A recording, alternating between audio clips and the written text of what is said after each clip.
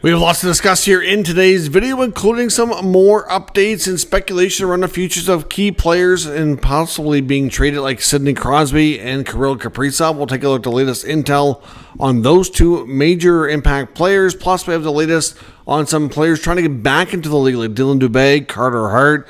Some updates out of Montreal about the futures of Jeff Gorton and Ken Hughes, as well as a health status on Kirby Dach. We have a couple of teams revealing new jerseys today, and a lot more coming around the league coming up next.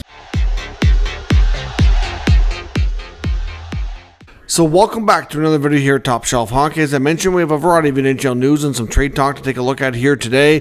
First up, though, we do have a couple of pieces of information to discuss on some unfortunate, sad news. First up, we learned earlier today, this morning, the Hockey Hall of Famer Eddie Giocomin has passed away at the age of 86. Giocomin was quite a player, a heck of a goaltender. Was inducted into the Hall of Fame in 1987. Of course, played the bulk of his time with the New York Rangers, a bit of time with the Detroit Red Wings. The Rangers have his number 1 retired up in the rafters. They did that back in 1989.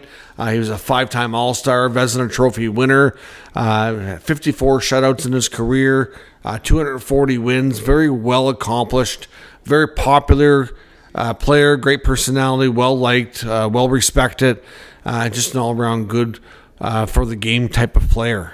So Eddie Giocomin sadly passed away at the age of 86 today, so certainly want to offer condolences to his friends and family. But we did also get some more sad news, and another hockey player, completely opposite spectrum of his life. Orca Weissblatt, of course, his brother Ozzy plays in the NHL. Still trying to establish himself as an everyday NHLer, but we know the Weissblatt family has, I think there's 4 boys in total, if I'm not mistaken. Ozzy being the most prominent one at the NHL level right now, but he's got a brother, Oasis, who's also involved, and then there's Orca. And Orca was 25, and he was tragically killed in a car accident this weekend. Of course, he was set to play in the East Coast Hockey League this coming year for I believe, the Allen Americans. But, I mean, Orca Weissblatt might not have been an NHL player, but he was certainly a pro hockey player related to an NHL player. And just like an incredible family. The Weissblatt family's been... It was a very, they all share a love of hockey throughout that family, and like I said, there's a number of hockey playing boys within that family. So to lose a brother like that at a young age is extremely unfortunate. And of course, just want to extend our condolences to the Weissblatt family and friends. 25 years of age is way too young for anybody, and it's just some really sad, unfortunate news. Now, onto the other news around the NHL today. We did get a couple of teams revealing another jersey for the upcoming season. The Detroit Red Wings revealed Centennial jerseys today, so we'll take a look at those here on the screen. I do like these jerseys. I think these are very well done. I did see people commenting on the price of them, that they are going to be a little bit expensive, but any kind of special jersey or, limited edition or anything of that's only going to be used for a short period of time, especially, does usually cost a fair bit. I mean, jerseys in general are expensive. That's for certain, but I do like these Red Wing jerseys for sure. We also saw the Washington Capitals today reveal a new Screaming Eagle 3rd jersey. Of course, they've used the Screaming Eagle before. This is a different take on it. Generally speaking, I don't mind this jersey. I do like the Screaming Eagle for the Capitals. I know there was a recent article I seen reviewing all of the jerseys across the league, and a lot of people think that the Capitals have some of the worst jerseys in the league, and I would concur with that. I'm not really a big fan of the Capitals jerseys in general. I will say this one is a bit of an improvement, and I think it's from what I've seen around social media today, I do believe that there's a good chance that this Capitals Screaming Eagle 3rd jersey will eventually get into the regular rotation. It won't just be an alternate, will become a regular down the road. So Some new jerseys to look at today. The Montreal Canadiens today had their golf event, as they always do before they kick off the training camp and regular season. A couple of things we learned here today. One from Jeff Molson, the owner of the Canadiens, revealed that Jeff Gorton and Ken Hughes, that they're both guys that have been doing a good job, that the organization and ownership is very happy with the job they've done. And really, not a surprise to hear that at all. I think they've navigated this rebuild relatively well. They get good progress year after year, got into the playoffs last year. They've got a lot of good prospects. They do look like they have a bright future. So all in all, I'm not surprised to hear any of these guys getting votes of confidence or anything of that nature. But Gorton and Hughes are both going to be needing new contracts soon, and Molson is working on contract extensions for both. But he even went on his way as well to mention Gorton, Hughes, Marty St. Louis. They're all people that he really thinks are doing a great job and that he wants to keep in the organization, hopefully for an extended period of time. So no surprise at all. I fully expected that when the time was right. And, they'll be sticking around. We also heard from Jeff Gorton. All these guys did media today.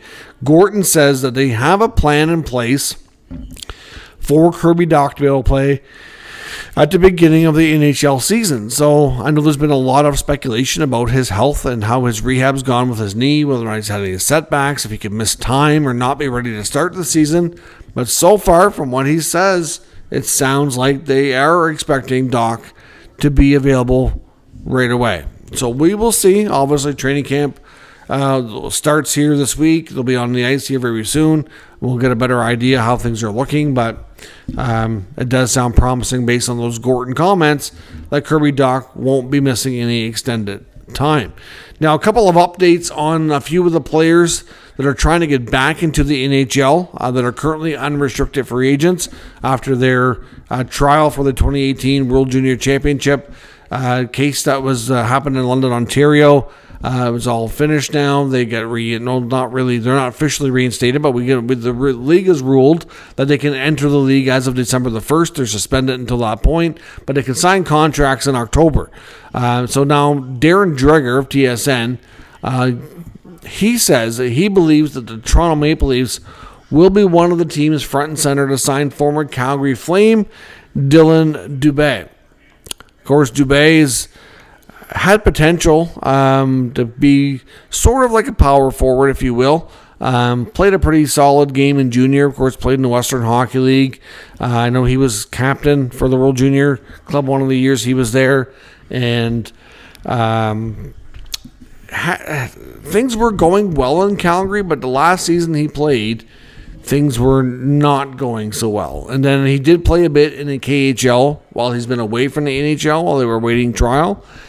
And his last stretch, it really hasn't been good. Like, he's got 7 goals in his last 85 career pro hockey games.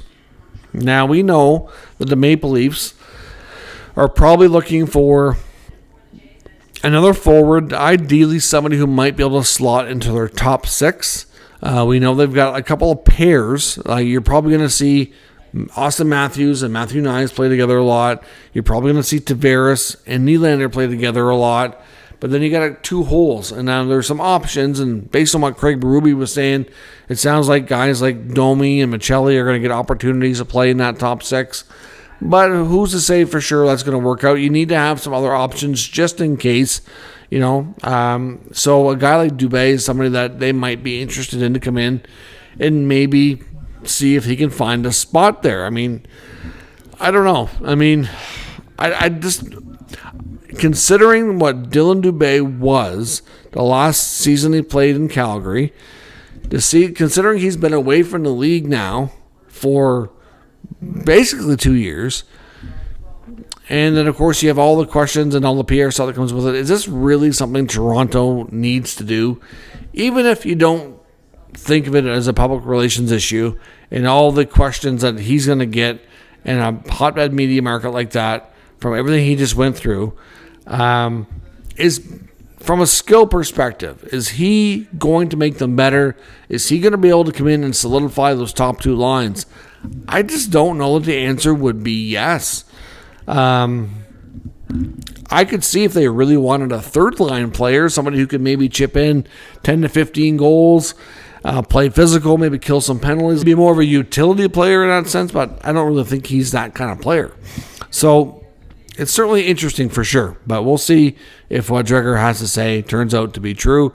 And now another player from that group of players that are trying to make a comeback, goaltender Carter Hart, probably has more options and more interest in any of the five. Hart has been linked to a variety of teams. We heard from a few guys saying that essentially they feel like he's looking for a fresh start and he's probably going to land with a U.S.-based team. One team that's been brought up today by a couple of reporters that would make a lot of sense is the Utah Mammoth. We know that they've been kind of in the goalie market here off and on over the past year, and this would be a way to get somebody who has a ton of potential that they don't have to trade for and give up a bunch of assets. Now, I don't know what he's going to command for his salary. It's believed that, reporters are saying they think he's going to be able to get a multi-year deal. He's been away, like I said, like all of his colleagues here that was on trial with him, been away for a couple of years. There's definitely some risk. If he's not going to be able to sign until the middle of October and play until December, he's going to miss training camp. He's going to come in partway through. It's not going to be even though they're going to be able to come back to the NHL this year, it's going to be anything but a normal season. So, I don't know. I just don't know how much faith I would put in that option, but Utah is a team to watch when it comes to Carter Hart. Now, the future of Sidney Crosby. We've seen a number of reporters comment on this here in recent days. Comments from Sidney Crosby himself today. Even at the age of 38, after 20 years in the NHL, he still goes around with the Penguins and all their veteran players like they do, which is a great tradition, and all teams should do this. Is Sidney Crosby going door to door to deliver season ticket packages for people that have invested in the team. So, in all honesty, imagine you decided to become season ticket holders and Crosby shows up at your door to deliver your package to you. Like, what an amazing day that would be. Malcolm was doing it as well. Even Muriel was around, even though he's technically not an owner or not anymore with that team. But, Crosby did speak to the media, and he did say this, that this is where he wants to be, and he loves it here in Pittsburgh. So, confirms that he didn't talk to his agent, Pat Brisson, before Brisson made comments about his future to TSN/athletic reporter Pierre LeBrun, because LeBrun had reported that, wondering maybe Crosby might change his mind and decide to, play elsewhere before his time is up in the league. And he did get comment from his agent, Pat Brisson, and Pat made it sound like he was in favor of Crosby moving along to another team. And some were wondering, like, does Crosby kind of, know what he was going to say? Did he kind of, is he speaking for him? Is he aware of this? And Crosby made it clear that he did not speak to him before the comments were made. So clearly, he still has his heart in Pittsburgh, but he has admitted in other interviews that the losing is tough and rebuilding is not something that he's really fond of. And, the fact that the team is kind of tanking, he's just not wired that way. He can't go out and just lose. So I know Elliotte Friedman had said on his podcast here this week, which was listened to this morning as well, that he can't see Crosby being traded before the Olympics, that if he does change his mind and decide that he can hack it and wants to be moved, that it would happen after the Olympics by the deadline. A lot of other people have said they think Crosby, being such a creature of habit, that if he decides that he will play somewhere else, that it won't happen at the deadline. It's going to happen in the offseason, and he'll do like a full season somewhere else and not, disrupt his year partway through.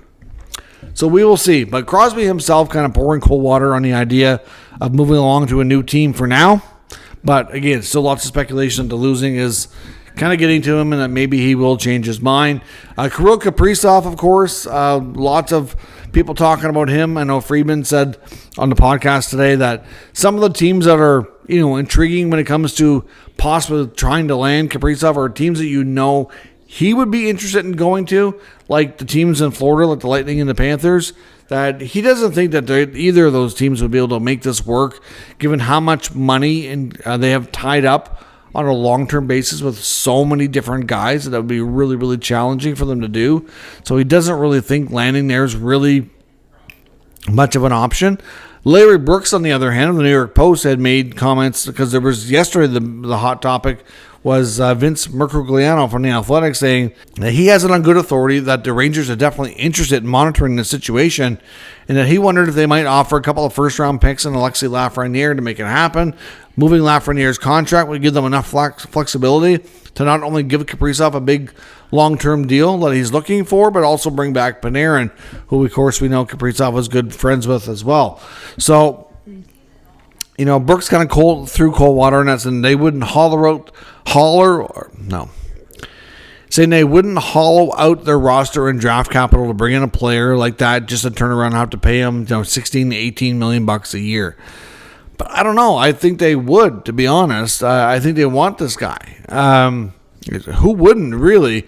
Now, considering that Kaprizov also has a full no-move clause, the teams aren't going to have, like the Wild aren't going to have the leverage like you think, and the offer to get him might not be as expensive as you might otherwise think it would go for.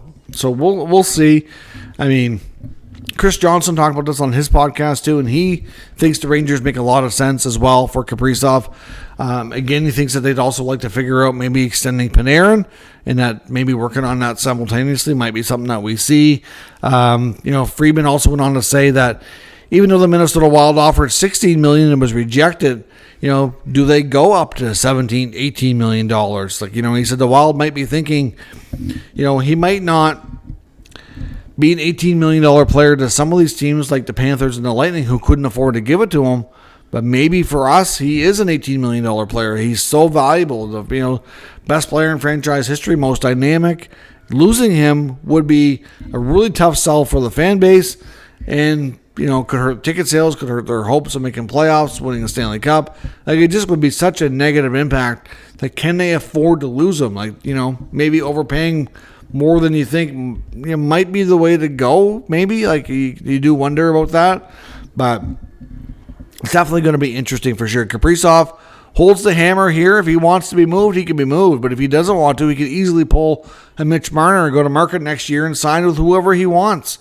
It's just that simple. But if the Wild do come back and offer him 17 or 18 million and he rejects that, I think he's all but a goner. I think that's fair to say. But there certainly seem to be a mixture of opinions out there in the market amongst NHL insiders about a Kaprizov trade, where he might go and what makes sense and what doesn't. But let me know what you think in the comments. Are we going to see players like Crosby and Kaprizov traded this year? Something Kaprizov's situation might even have a firmer idea what's going to happen sometime over the next week as training camp begins. Is this going to cause any kind of weird dynamic in the locker room now that this information is public? Going to be curious to see how the players and the teams handle this and how they continue to deal with it as they sort it out. Let me know your thoughts on that and everything else discussed here today in the comments. We'll discuss further. If you're new to the channel, make sure you subscribe and stick around. We'll keep you up to date with all the news, rumors, and analysis of all 32 NHL teams. Thanks for watching.